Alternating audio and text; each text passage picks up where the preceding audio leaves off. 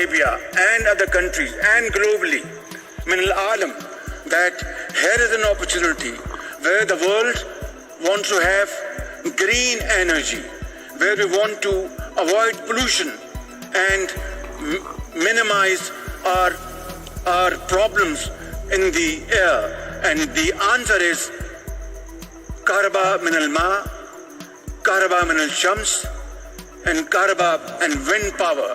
That is the future, and for that I am here standing before you, inviting you to please come forward.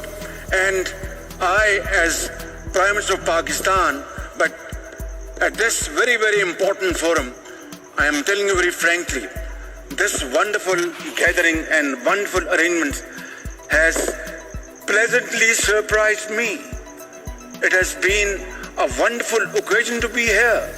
I've been to such summits and conferences around the globe, but this is Davos in desert.